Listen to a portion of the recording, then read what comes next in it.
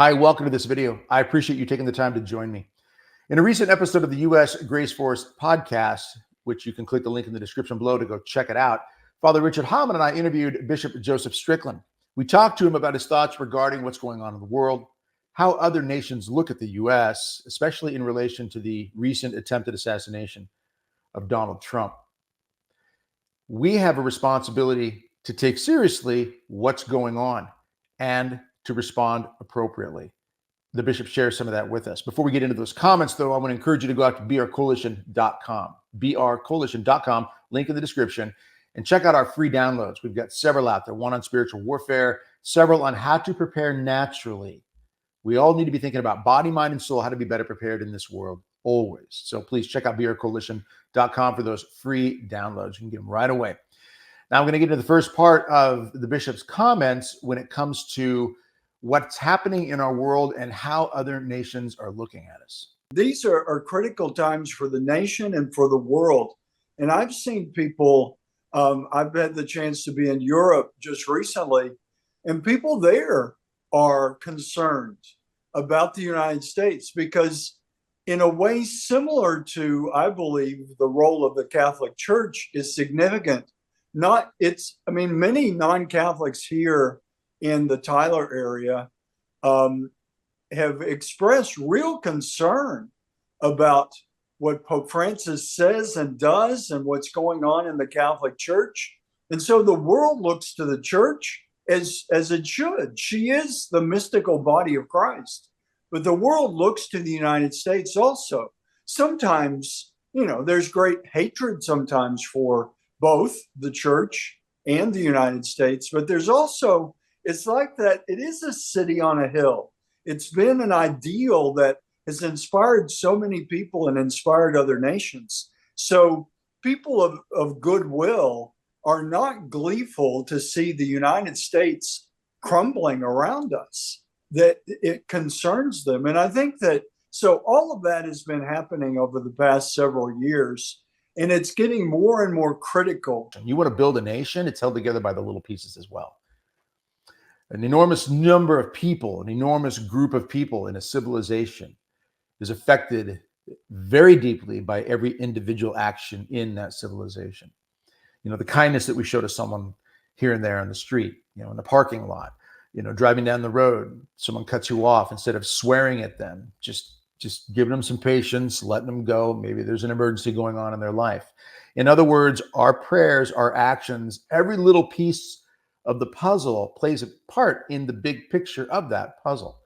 So it is essential that we do realize that we are not in this alone. We are part of something much bigger than ourselves.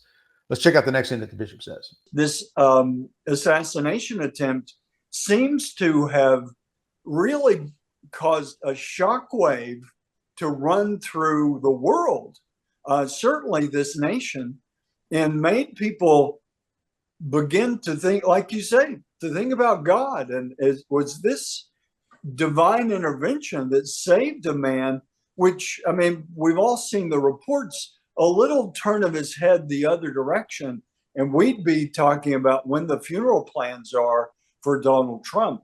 The political systems of our nation are godless and broken in too many ways. And hopefully some of these politicians it will be a wake-up call for them to recognize that, memento mori is not just some Latin phrase from the past, but remember death.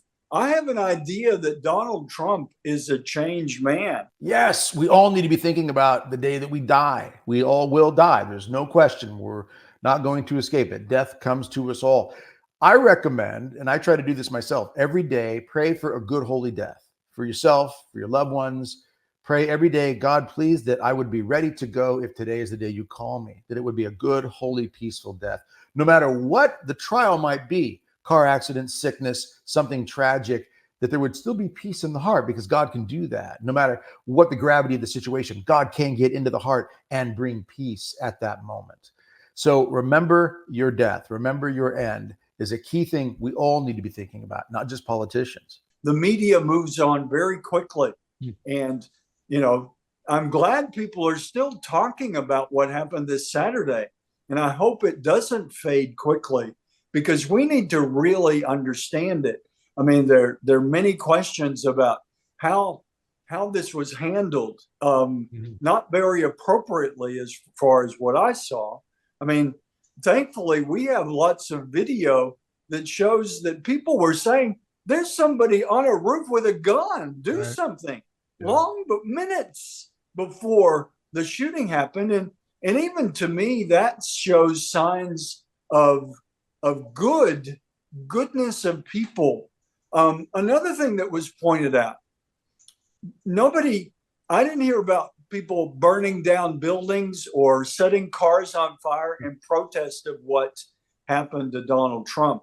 We've seen other circumstances where people were harmed in some way and people reacted in that violence. I mean, I commend the people that were there at that rally, a frightening moment.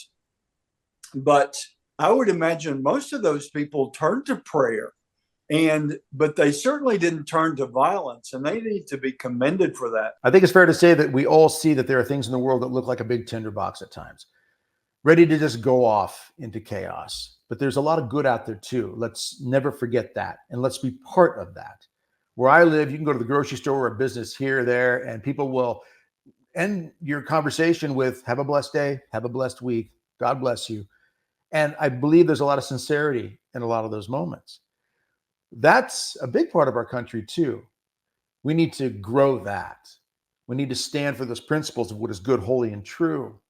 Now, yes, there are those pieces of the puzzle that look chaotic and destructive. We've seen that. We know that cities can be lit on fire when something doesn't go someone's way. And there's agenda behind some of that. There's no question about that. So we know that the battle is real. And that spiritual battle always starts at the heart of every man and woman, heart and soul, right there.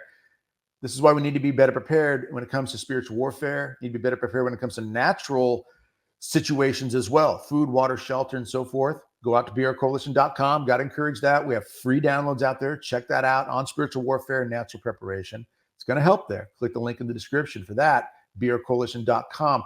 But let's also make sure that every day we're not missing the chance to, as the bishop says in the interview, check out again the full episode of the U.S. Grace Force podcast. We need to seize this moment and recognize that a lot of people are scratching their heads and wondering, hey, is something going on here? Maybe God's trying to speak to us in some way. Well, let's do something about that. Let's cooperate with God's grace. Let's step it up. Let's get our prayer in. Make sure we're not missing a day without prayer.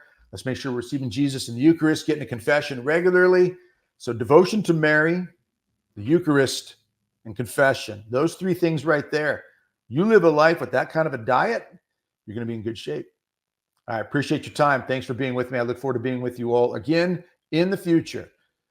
God bless you. Have a blessed day.